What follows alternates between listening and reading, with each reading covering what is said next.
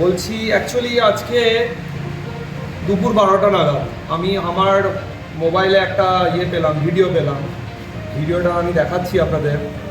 এখানে ভিডিওতে আমাকে কোট করে আমাদের বোলপুর বিধানসভার প্রার্থী দিলীপ ঘোষ মহাশয় এমন কিছু মন্তব্য করেছেন।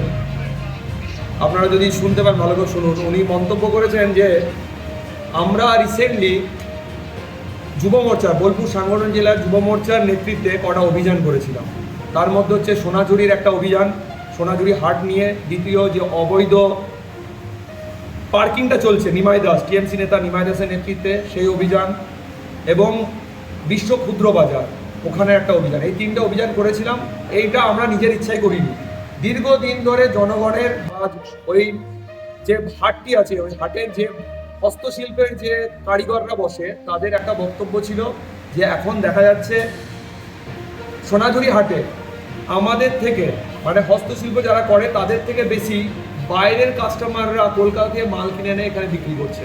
তার সাথে ওখানকার যারা জমির মালিক আছে পেছনে, তাদের একটা অভিযোগ ছিল তাদের জমির মালিকানা মানে ফ্রডভাবে রেকর্ডিং করে নিমাই দাস ওইখানে একটা পার্কিং চালাচ্ছে। তো আমরা ঠিক করেছিলাম ঠিক আছে আমরা যাব। তো পার্টি ক্ষমতায় আসার পর আমরা এটাকে মেন ধরে একদিন একটা অভিযান চালাই, এবং অভিযান চালিয়ে আমাদের মেন মুদ্রা কিছু ছিল না। আমাদের মেন মুদ্রা ছিল জাস্ট ওখানে যাওয়া, মানুষকে বা ওই মার্কেটে মানে ওই সোনাঝুরি হাটের লোকেদেরকে একটু আশ্বস্ত করা যে বিজেপি ক্ষমতায় এসছে, আপনাদের যে সমস্যাগুলো হচ্ছে সেগুলো আমরা ঠিক করব। পার্টির বিরুদ্ধে কোনো কিছু ছিল না এখানে। হঠাৎ আজকে দেখছি সেইটাকেই কোট করে আমাদের বোলপুর বিধানসভার প্রার্থী লিখেছে শম্ভু বোলপুর সাংগঠনিক জেলা সভাপতি শম্ভুনাথ রায় টিএমসির বুলি বলছে। টিএমসি যেগুলো করতো, মানে উনি বোঝাতে চেয়েছেন আলটিমেট আমি নাকি টিএমসির কথা শুনে চলছি। এটাই হচ্ছে মেন মুদ্রা। আমি ওনাকে বলতে চাই, তার জন্যই আজকে এই প্রেস মিটটা। আজকে এই যে দিলীপ ঘোষ প্রার্থী হয়েছিলেন, তার যদি মেন ক্যাম্পেনার কেউ হয়ে থাকে সেটা হচ্ছে যুব মোর্চা, বোলপুর সাংগঠনিক জেলার যুব মোর্চা। উনি আমাদেরকে রিকোয়েস্ট করেছিলেন যে যা এই সময় যা দেখছি তাতে আমার খুব অসহায় মনে হচ্ছে নিজেকে, আমি হয়তো জিততে পারবো না, তোমাদের যুব মোর্চার পুরো টিম আমাদের সঙ্গে থাকবো। ওইভাবেই আমি একটু এই কথাটা তুলে বলে দিচ্ছি আপনাদের বলতে সুবিধা হবে।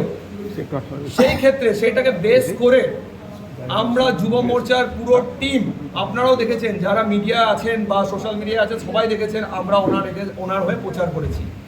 এমনকি ভোট হয়ে যাবার পর স্ট্রং রূপ দেখভালের জন্য আমরা দুজন যুব মোর্চার ছেলে দিয়েছিলাম। তার মধ্যে বাবু গুপ্তা এখানে আছেন, বাবু গুপ্তা আর টোলাদাও তাকেও দেওয়া হয়েছিল। তো আমার বক্তব্য হচ্ছে বিভিন্ন দিক থেকে ওনাকে সহযোগিতা করা হয়েছিল, কিন্তু উনি এই কথাটা বললেন কেন?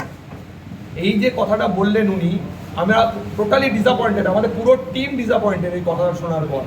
আমি সেই ছেলে যে 21-এর পর ভোট পরবর্তী হিংসায় গৌরব সরকার মারা যাওয়ার আগে আমার বাড়ি হামলা হয়েছে। আপনারা যদি খবর নেন, 70টা বাইক এসে আমার বাড়িতে হামলা করেছে। আমরা আজ পর্যন্ত টিএমসির কেউ প্রমাণ করতে পারবে না আমরা টিএমসির সঙ্গে কোনো যোগ সাধন করে পার্টি করে চলেছি। কেউ একটা প্রমাণ করতে পারবে আমরা টিএমসির কাছে 1 টাকা পর্যন্ত নিয়েছি। কিন্তু এই যে দিলীপ ঘোষ, এই দিলীপ ঘোষের এগেনস্টে একের পর এক স্ক্যাম আছে এখন পর্যন্ত।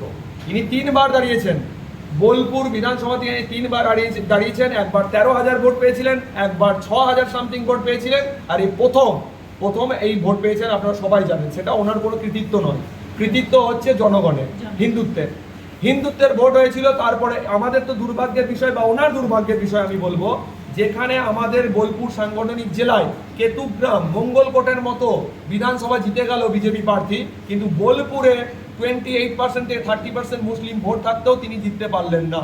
তাই এর পেছনে কারণ কি? এর পেছনে কারণ একটাই, উনি এখন পর্যন্ত সেটিং করে রাজনীতি করে এসেছেন।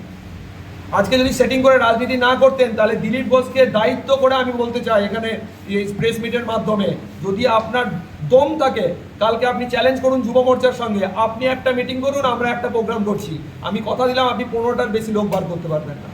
আজকে বিজেপির এই হাল যদি হয়ে থাকে বোলপুরে, সেটা শুধুমাত্র দিলীপ ঘোষের জন্য। দিলীপ ঘোষ কোনোদিন পার্টিটাকে বাড়তে দেয়নি।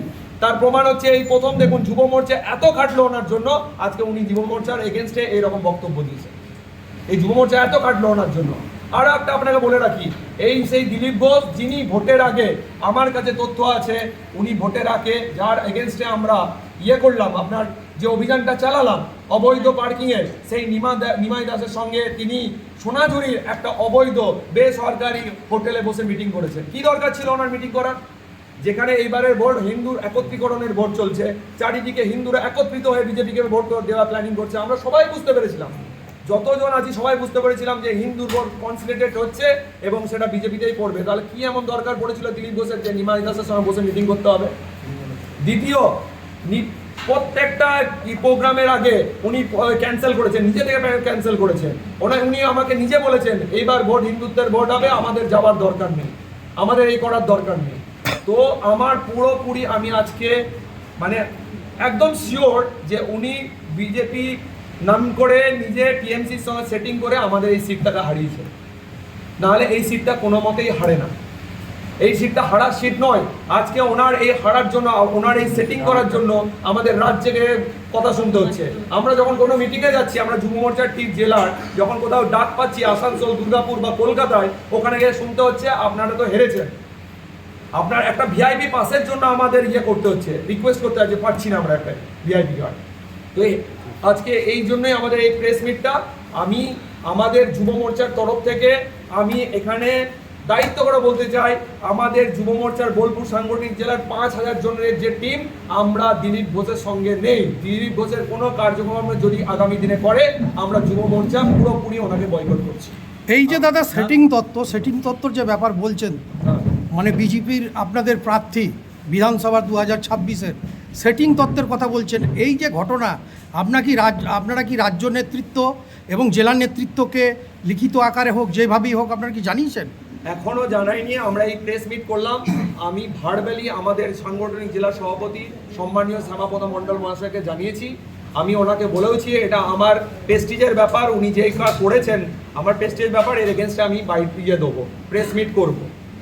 আমি এইটুকু জানিয়ে রেখেছি। তবে আমাদের যুব মোর্চার তরফ থেকে আমরা খুব তাড়াতাড়ি ওনার এগেনস্টে একটা লিখিত আমরা রাজ্যে প্লাস আমাদের জেলার প্রেসিডেন্ট শ্যামাপদ মণ্ডল মহাশয়কে দেবো।